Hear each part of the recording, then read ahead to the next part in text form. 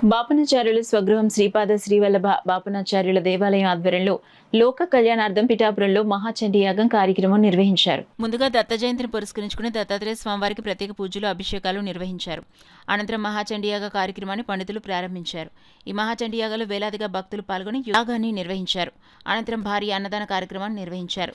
ఈ కార్యక్రమంలో ఆలంరాజు సత్యనారాయణ శర్మ, సుందర్ రామరాజు, వియ్యపు రామన్నరాజు తదితరులు పాల్గొన్నారు. మహాచండీ యాగం సుమారుగా 108 కుండములతోటి 1008 పైచిలుకు దంపతులతో ఏకకాలంలో చండీ హోమం చేయాలనే సంకల్పం చేయడము.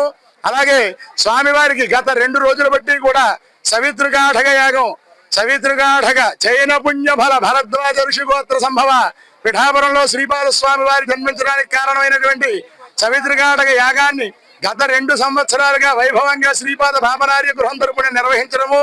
ఇది 3వ సంవత్సరం కావడం చాలా విశేషంగా. అందుచేతనే భక్తజనులందరి చేత కూడా ఈ యొక్క అమ్మవారి యాగం నిర్వహించాలని సంకల్పం చేయడము. ఈ రోజున అనేక గ్రామ దేవతలు, ప్రతి ఆలయానికి ప్రతి గ్రామానికి కూడా ఒక్కొక్క దేవత ఉంటుంది. అయితే గ్రామ దేవతలు అనేక మంది విస్మరిస్తున్నారు. అటువంటి గ్రామ దేవతల అనుగ్రహం మనందరికీ సంపూర్ణంగా ఉండాలని, స్వామివారి యొక్క కీర్తి నలుదిశలా వ్యాప్తి చెందాలని శ్రీపాద బాపనార్య గృహం తరపున సంకల్పం చేయడం, భక్తులందరి సహాయ సహకారాలతో ఉచితంగా ఒక్క చండీ హోమం చేయడమే చాలా కష్టతరమైనటువంటి పని. అటువంటిది 108 గుండాలలో 1008 దంపతులతో ఏకకాలంలో చండీ హోమానికి సంకల్పం చేయడం, స్వామి అనుగ్రహంతో దిగ్విజయంగా ఈ రోజు ప్రారంభించాము. హోమ కార్యక్రమం జరుగుతోంది. మరి కొద్దిసేపట్లో మహాపూర్ణాహుతి కూడా అత్యంత వైభవంగా జరుగుతుంది.